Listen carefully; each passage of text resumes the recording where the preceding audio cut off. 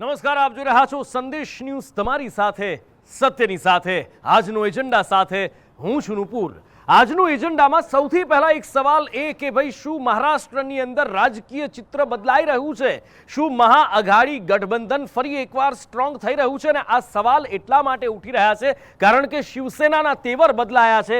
શરદ પવાર ફરી એકવાર એક્ટિવ થયા છે। અત્યારે માતુશ્રીમાં શરદ પવાર અને ઉદ્ધવ ઠાકરે વચ્ચે બેઠક ચાલી રહી છે અને આ બધાની વચ્ચે જે સૂર, જે તેવર સામે આવ્યા છે, કાલ સુધી જે પરિવારની વાત હતી, પરિવાર એક સાથે રહેની વાત હતી, એ વાત હવે ધમકીઓ સુધી અને તોડફોડ સુધી પહોંચી છે। શિવસેનાનો અસલી જે મિજાજ છે એ સામે આવી રહ્યો છે। ધારાસભ્યોની ઓફિસમાં તોડફોડ કરવામાં આવી રહી છે, શિંદેના પોસ્ટર ફાડવામાં આવી રહ્યા છે, કાળી શાહી લગાવવામાં આવી રહી છે। ને એ બધા વચ્ચે નિવેદન જે સામે આવી રહ્યા છે ઉદ્ધવ ઠાકરે અને આદિત્ય ઠાકરેના, એમણે કહ્યું છે પ્રેસ કોન્ફરન્સ કરીને, જે બાગી ધારાસભ્યો છે એમને, કે જો તાકાત હોય તો બાળા સાહેબનું નામ લીધા વગર લોકો વચ્ચે જઈને બતાવો, અમે જોઈએ છીએ। ઉદ્ધવ ઠાકરેએ કહ્યું છે કે જે લોકો ગયા છે એમની અમને કોઈ જરૂર નથી, અમે એમને જોઈ લઈશું, એમની સામે કાર્યવાહી અમારા દ્વારા કરવામાં આવશે, એમનાથી અમારે કોઈ નિસ્બત નથી। એટલે કે સૂર બદલાયા છે। સવાલ થવો સ્વાભાવિક છે કે શું ગોઠવણ થઈ ચૂકી છે? સંજય રાઉતનું કહેવું છે કે ફ્લોર ટેસ્ટ તો આવવા દો, અમે બતાવી દઈશું। એટલે શું ફરી એકવાર શરદ પવાર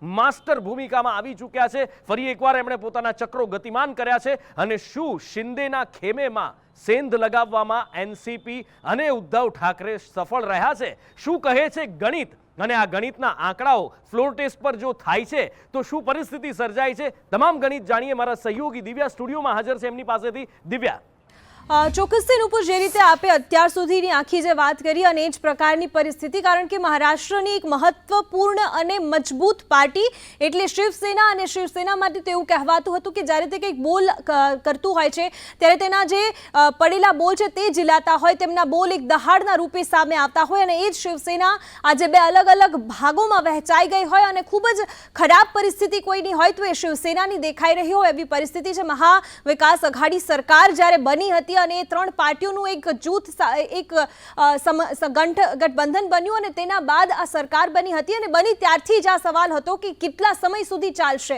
અત્યારે ગણિત શું કહી રહ્યું છે તેના ઉપર એક નજર કરીએ તો ભાજપ પાસે અત્યારે 106 જેટલી બેઠકો છે, શિવસેનાના જે બાગી થયેલા ધારાસભ્યો છે તેની સંખ્યા અત્યારે 39 છે, અને અન્ય અપક્ષના એ તમામ ધારાસભ્યો કે જે શિંદે સાથે જઈ શકે છે તેમનો આંકડો 9 પહોંચી ગયો છે। એટલે કે ટોટલ જે ભાજપ સાથે જો શિંદે જાય છે, સમર્થન આપે છે, તો ટોટલ 156 ધારાસભ્યો થાય છે, અને બહુમતી માટે તો અત્યારે 145ની જરૂર છે। એટલે કે ભાજપને જો શિંદે સમર્થન આપે છે તો ચોક્કસથી તે સરકાર બનાવે છે તે પ્રકારની પરિસ્થિતિ અત્યારે આંકડાઓ મુજબ થઈ રહી છે।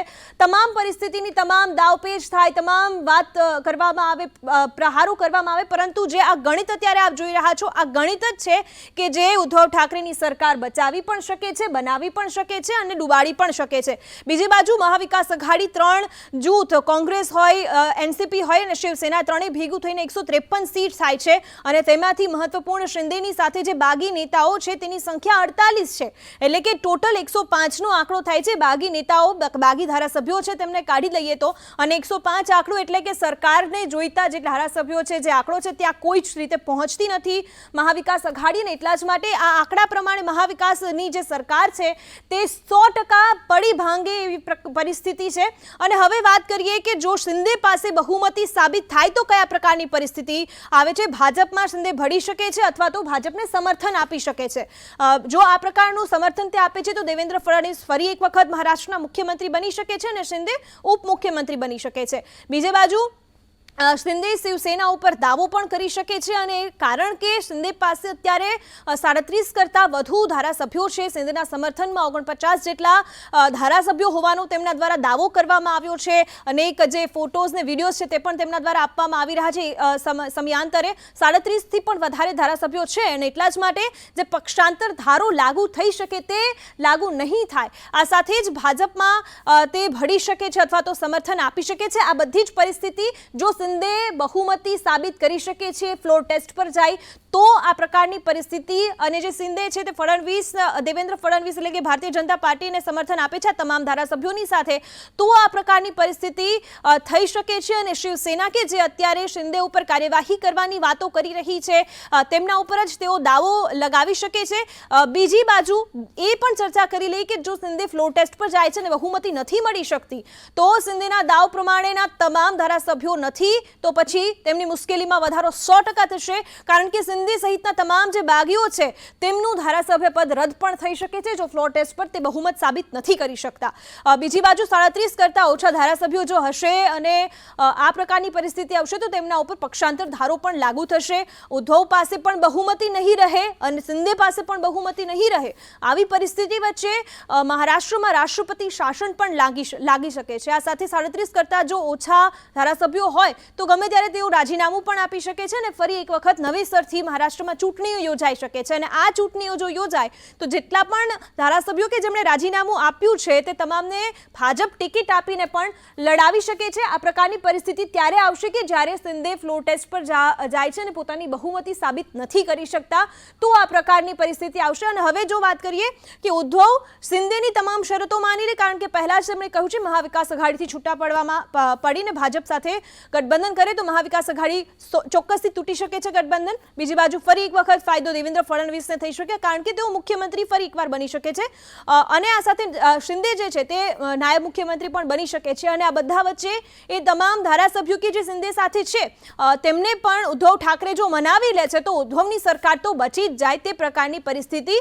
જો ઉદ્ધવ ઠાકરે શિંદેની તમામ શરતો છે તે માની લે છે તો. નુપુર. બિલકુલ દિવ્યા, સમગ્ર માહિતી બદલ આપનો આભાર. અને હવે ગ્રાઉન્ડ ઉપર પરિસ્થિતિ શું છે, કારણ કે કાલ સુધી જે ઉદ્ધવ એમના બાગી ધારાસભ્યો સામે હાથ જોડીને ઊભા હતા, આજે સામી છાતી ફૂલાવીને ઊભા છે કે કોની તાકાત છે અમે જોઈ લઈએ છીએ. ત્યારે શું પરિસ્થિતિ છે, શિવસેના પણ અસલી મિજાજમાં આવી છે. મારા સહયોગી ઉમંગ મુંબઈમાં અત્યારે છે ને એમની પાસેથી ગ્રાઉન્ડ રિયાલિટી જાણીએ. ઉમંગ.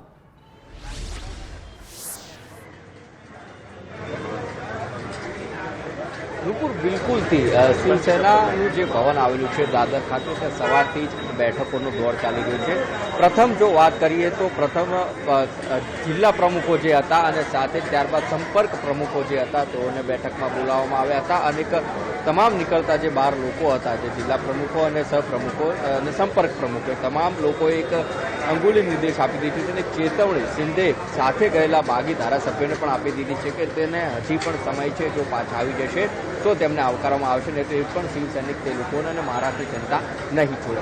બીજી તરફ એ મિટિંગ હતી એ પૂર્ણ થઈને તરત જ 7:30 વાગે ફરીથી કાઉન્સિલો 227 જેટલા બીએમસીમાં કાઉન્સિલો છે, તેમાંથી 227 પૈકી 98 કાઉન્સિલો શિવસેનામાંથી ચૂંટાવીને આવ્યા છે. તમામ જે કાઉન્સિલો છે તેમને અહીંયા જે શિવસેના ભવન આવેલું છે ત્યાં આગળ બોલાવવામાં આવે છે. ને અત્યારે તે તમામ 98 કાઉન્સિલરો સાથે ઉદ્ધવ ઠાકરે જે છે વિડીયો કોન્ફરન્સના માધ્યમથી, સંજય રાઉત છે તેઓ બંને લોકો વિડીયો કોન્ફરન્સના માધ્યમથી ચર્ચા કરી રહ્યા છે.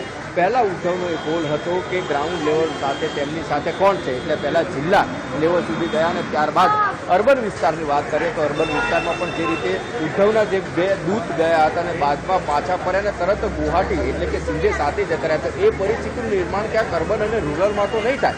તે ક્યાંક ઉદ્ધવ ઠાકરેને ડર હતો અને એના માટે જ આ 2 બેઠકો બોલાવીને ખાસ એમાં નજર એ રાખવામાં આવી રહી છે કે આ બેઠકમાં ગેરહાજર કોણ રહે છે અને જે પણ ગેરહાજર રહે તેના ઉપર પણ પાર્ટી કાર્યવાહી કરવાની માટેની તૈયારી હતી. સાથે જ જે 12 ધારાસભ્યો છે તેમના સામે પણ અયોગ્ય ઠેરવવાની વાત છે તેનો પ્રસ્તાવ પણ મૂકવામાં છે. એટલે આજને આવતીકાલે મહત્વનો દિવસ એટલા માટે રહેશે કે આદિત્ય ઠાકરે જે છે તે એક માતૃશ્રી જે સભાગૃહ આવેલું છે તે એક સભા સંબોધવા જઈ રહ્યા છે, એક હુંકાર કરવા જઈ રહ્યા છે અને પોતે એક વાત કરી રહ્યા છે કે પોતે અડીખમ છે, સત્તાના લાલચી નથી. સામે ઉદ્ધવ ઠાકરે પણ એવું કીધું કે સીએમ હાઉસ છોડ્યું છે, લડાઈ નથી મૂકી. આ લડાઈ રસ્તાથી લઈને સંસદ સુધી ચાલશે તેવી પણ વાત તેમના દ્વારા કરવામાં આવી છે. જીનુપુર. બિલકુલ, અને કદાચ આ જ કારણ છે કે શિંદે ગુવાહાટીથી મુંબઈ આવવા નીકળ્યા પણ પાછા પરત ફરી ગયા. પહેલા સુરતથી મુંબઈથી આવ્યા, મહારાષ્ટ્રથી સુરતથી ગુવાહાટી ગયા અને જે રાજકીય ડ્રામા ભજવાયો છે એને ગમે તે કહો પણ મહારાષ્ટ્રનું સિંહાસન તો હલાવી જ નાખ્યું છે.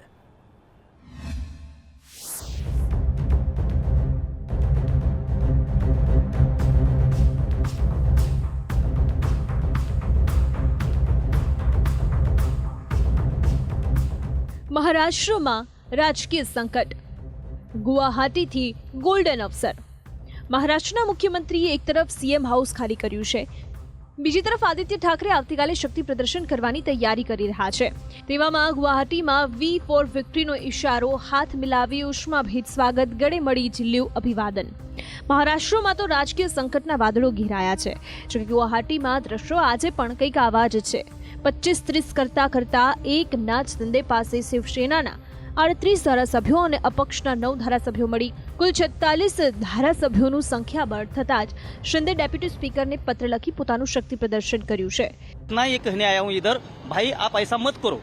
बाला साहब ठाकरे ने जो आपको आशीर्वाद दिया है, जितना ताकत दिया है, उस ताकत को बाजू करके आप जो दूसरी बाजू में जा रहे हैं वो गलत हो रहा है. और आप शिवसेना के जो कट्टर का नाम आपके साथ लगा हुआ है, वो गद्दारी का नाम मत लगा लो. हम सातारा जिले को भूषणीय नहीं है, इसलिए मैं कह रहा हूँ कि आप साहब वापस आओ, मातों से वापस चलो. જે ધારાસભ્યો ગુવાહાટી ગયા છે તે પાછા આવશે તેવું બુલડાણા જિલ્લા સંપર્ક પ્રમુખ સંજય ગાયકવાડનું કહેવું છે. उनको उनके साथ अभी संपर्क करना चालू है, उनके साथ संपर्क भी हो रहा है. आज तक जो नॉट रीचेबल नहीं, आज तक जिनके फ़ोन बंद थे अभी सबके फ़ोन चालू हो गए हैं और सबसे बात भी हो रही है. वो पूरे लोग वापस आएंगे, शिंदे साहब भी वापस आएंगे, सरकार रहेगी, सरकार गिरेगी नहीं. आपने खुद भी कुछ नेताओं से बात किया है? हाँ, नहीं, बात चालू है. आपने किया है? नहीं, मेरा बात तो नहीं हुआ है, लेकिन बात चालू है. एमएलए से भी बात हो रही है. वापस आएंगे आप? हाँ, वापस आएंगे 100%. देखो, एक चीज़ ये है ना कि सब कुछ लुटा के होश में आए तो क्या हुआ. जनादेश का अपहरण तो आप कर सकते हैं, लेकिन जनादेश से जो है वो सरकार नहीं चला सकते आप, क्योंकि जनादेश आपके पास था नहीं. इसलिए देखिए, लेट्स वेट एंड वॉच. તો આ તરફ ગુવાહાટીમાં બેઠેલા શિવસેનાના ધારાસભ્ય સંજય શિરસાટે ગઈકાલે લખેલા ઇમોશનલ કાર્ડ બાદ આજે વધુ એક વિડીયો વાયરલ કરતા કહ્યું છે, आणि ह्या व्यथा आम्ही उद्धव साहेबांकडे नेहमीच मांडल्यात. उद्धव साहेब, तुम्ही त्याच्यावर कधी प्रतिसाद दिला नाही, आम्हाला तो वेळच मिळाला नाही. कधी आम्ही मांडायचो तो सचिवाकडे किंवा एखाद्या सेक्रेटरीकडे आणि ते सांगायचे, हो तुमचा निरोप आम्ही उद्धव साहेबाला दिलाय. अशाने राजकारण चालणार आहे का? મહત્વનું છે કે એક તરફ શિંદેનું જૂથ વધુ સ્ટ્રોંગ બનતું જઈ રહ્યું છે, તો બીજી તરફ અનેક ધારાસભ્યો શિવસેનાના સંપર્કમાં હોવાનું પ્રદેશના નેતાઓ જણાવી રહ્યા છે. તો ત્રીજી તરફ મહારાષ્ટ્રમાં વિપક્ષના નેતાએ રાજ્યપાલને પત્ર લખી હસ્તક્ષેપ કરવાની પણ અપીલ કરી છે. ત્યારે જો એ રહ્યું કે બાકી ધારાસભ્યો ક્યારે મહારાષ્ટ્ર જાય છે અને કઈ દિશામાં, ચિત્ર આખરે સ્પષ્ટ થાય છે. બ્યુરો રિપોર્ટ, સંદેશ ન્યૂઝ. થોડા સમય પહેલા એક પિક્ચર આવ્યું હતું, એનો ડાયલોગ જબરજસ્ત ફેમસ થયો હતો, મેં ઝુકેગા નહીં. અને આ જ ડાયલોગ અત્યારે શિવસેનાની રાજનીતિ, મહારાષ્ટ્રની રાજનીતિ પર બરાબર ફિટ બેસે છે. કારણ કે એક તરફ શિંદે ગ્રુપ છે, બીજી તરફ ઠાકરેની સેના છે, અને ગઈકાલ સુધીની ભાવનાત્મક વાતો હવે સ્પષ્ટ ધમકીઓમાં ફેરવાવા લાગી છે.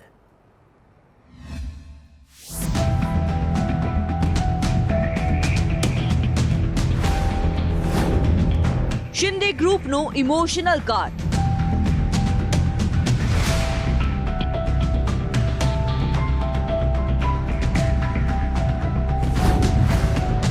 શિવસેનાની સ્પષ્ટ વાત, મેં ઝુકેગા નહીં.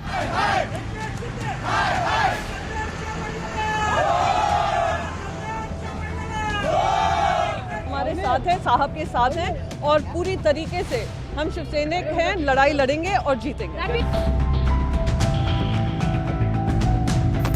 रिसामણા મનામણા વચ્ચે મહારાષ્ટ્રના મુખ્યમંત્રી ઉદ્ધવ ઠાકરેએ સ્પષ્ટ વાત કરતા કહ્યું કે મેં આવાસ છોડ્યું છે પણ લડાઈ નહીં. જે બગાવત થઈ છે એ ઠીક નથી અને 40 ધારાસભ્યોએ મને દગો આપ્યો છે. જેમને દગો આપ્યો છે તેમની હવે કોઈ ચિંતા નથી.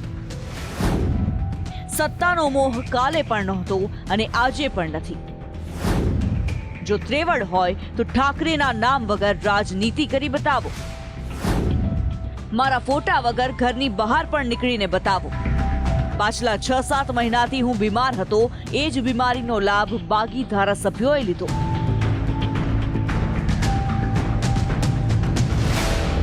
એક તરફ પિતા ઉદ્ધવ ઠાકરે તો બીજી તરફ પુત્ર આદિત્ય ઠાકરે પણ હવે મેદાનમાં ઉતરી ગયા છે. આદિત્ય ઠાકરે આવતીકાલે માતોશ્રી સભાગૃહથી જાહેર સભા ગજવશે. યુવાનોને સાથે રાખી તેઓ શક્તિ પ્રદર્શન પણ કરશે. તો આ તરફ શિવસેનાના સાંસદ અને નેતા સંજય રાઉતનું કહેવું છે કે બાગી નેતાઓને ખુલ્લા મને પરત ફરવાનું આમંત્રણ આપવામાં આવ્યું હતું, જો કે હવે સમય વીતી ગયો છે. હવે રસ્તા પર કહેશે તો રસ્તા પર અને ફ્લોર પર કહેશે તો ફ્લોર પર શિવસેના તમામ મોરચે લડવા તૈયાર છે. તો બીજી તરફ મહારાષ્ટ્રના નાયબ મુખ્યમંત્રીએ અને એનસીપીના નેતા અજીત પવારે શું કહ્યું તે પણ જાણીએ.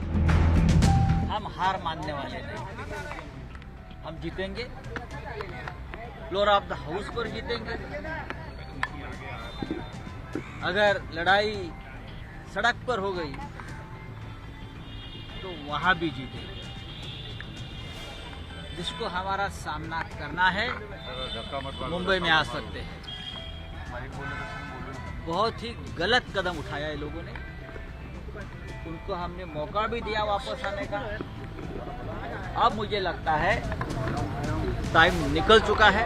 अरे वो शिवसेना के हैं ना, आपने भी क्या बताया कि वो शिवसेना के विधायक है, तो अभी चीफ मिनिस्टर भी शिवसेना के हैं और उनको सपोर्ट दिया है राष्ट्रवादी कांग्रेस पार्टी ने और कांग्रेस ने, तो पूरी मेजॉरिटी है ना.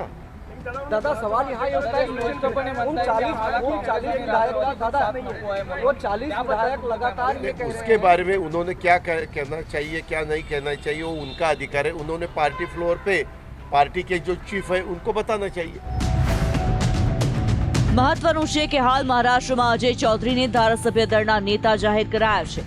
તો એનસીપીના પ્રવક્તા વિદ્યા ચૌહાણે મહારાષ્ટ્રની વર્તમાન સ્થિતિને જોતા દેવેન્દ્ર ફડણવીસને આડે હાથ લીધા છે. તેમનું કહેવું છે કે ફડણવીસ ભલે વરરાજા બનીને બેઠા હોય, જો કે સરકાર તો તેમની જ રહેશે. તો બીજી તરફ પ્રિયંકા ચતુર્વેદીનું કહેવું છે કે બાગી નેતાઓ ગમે તેટલા ધમપછાડા કરે, તેમના તમામ પ્રયાસો નાકામ રહેવાના છે.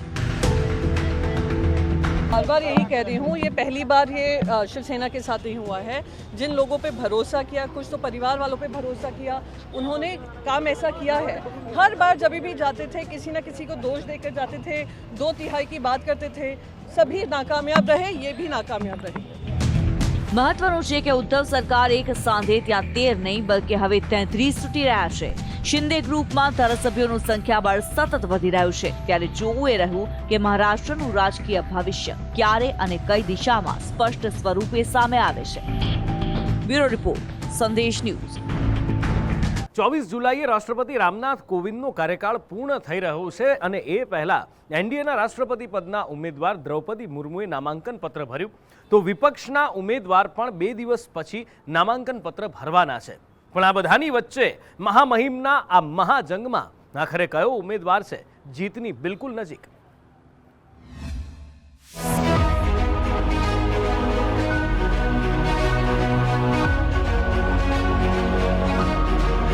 રાષ્ટ્રપતિ ભવનનો આ દ્વાર આઝાદ ભારતના ઇતિહાસમાં હવે નવો જ અધ્યાય લખી શકે છે. જો વોટનું ગણિત બરાબર રહ્યું તો દેશ પહેલી વખત આદિવાસી મહિલાને રાષ્ટ્રના મહામહિમ પદ પર વિરાજમાન થતા જોઈ શકશે.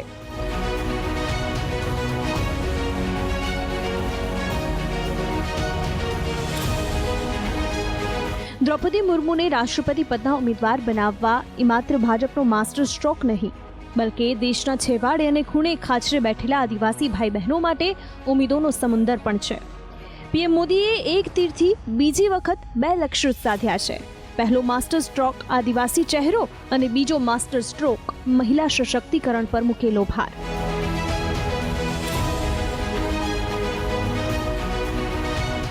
એનડીએના રાષ્ટ્રપતિ પદના ઉમેદવાર દ્રૌપદી મુર્મુએ બપોરે વિજય મુહૂર્તમાં નોમિનેશન દાખલ કર્યું છે. પહેલા પ્રસ્તાવક પીએમ મોદી, જ્યારે બીજા પ્રસ્તાવક બીજા ભાજપના રાષ્ટ્રીય અધ્યક્ષ જેપી નડ્ડા ખુદ બન્યા છે. દ્રૌપદી મુર્મુ સંસદ ભવનમાં રાજ્યસભાના સેક્રેટરી જનરલની ઓફિસમાં નામાંકન ભર્યું.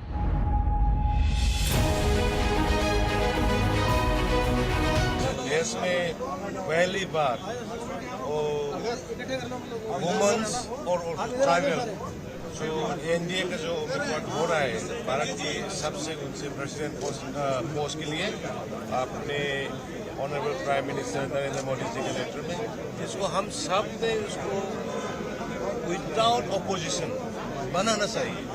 और अपने नॉर्थ ईस्ट का खास करके मणिपुर का तो हम सब दलों को मिलके राष्ट्रपति जी को बनाने के लिए हम वोट दे देंगे। તો આ તરફ વિપક્ષના રાષ્ટ્રપતિ પદના ઉમેદવાર પૂર્વ નાણાં અને વિદેશ મંત્રી યશવંત સિન્હા 27 જૂનના રોજ નામાંકન દાખલ કરશે. તેઓ હાલ બિહાર અને ઝારખંડના પ્રવાસે છે. તેમને હલઝડ કેટેગરીની સુરક્ષા પણ આપવામાં આવી છે. जीत का गणित कहाँ, गणित बताता है ना, जीत और हार तो गणित पर तय होता है ना, और गणित बता रहा है कि 54-55% वोट हम लोगों के पास है।